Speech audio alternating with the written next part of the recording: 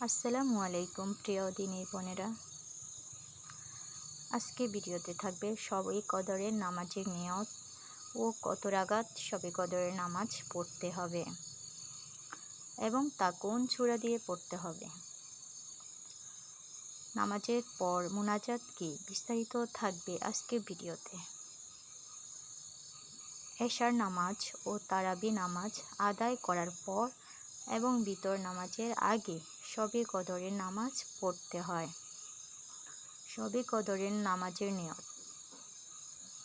আরবিতে নাওয়াইতু আন উসল্লিয়া লিল্লাহি তাআলা রাকাতাই সালাতি লাইলাতুল কদরি নফলি মুতাওয়াজ্জিয়ান ইলা জিহাতিল কাবাতিশ শরীফাতি আল্লাহু আকবার।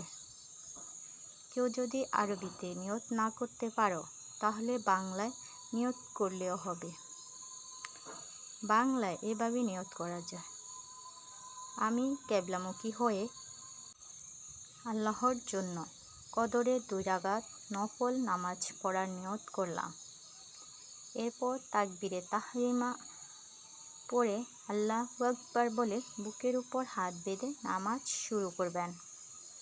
এরপর অন্য নামাজের মতো সানা পাঠ করতে হবে। সব নামাজের মতো শবে কদরের নামাজেও প্রতি রাকাতে প্রথমেই সূরা ফাতিহা পাঠ করতে হবে এবং প্রতি রাকাতে সূরা ফাতিহার সাথে অন্য যে কোনো একটি সূরা মিলিয়ে পড়তে হবে। আপনি যেসব সূরা সহিভাবে পড়তে পারেন সেসব সূরা দিয়ে শবে কদরের নামাজ আদায় করতে পারবেন। এক্ষেত্রে কোনো বাধ্যবাধকতা নেই। এভাবে 2 রাকাত করে যত বেশি পড়তে পারবেন ততই বেশি ভালো। শবে কদরের নামাজ খুবই গুরুত্বপূর্ণ একটি নামাজ, তাই যত বেশি সময় দিয়ে পড়তে পারবেন তত বেশি আল্লাহর সন্তুষ্টি অর্জন করতে পারবেন।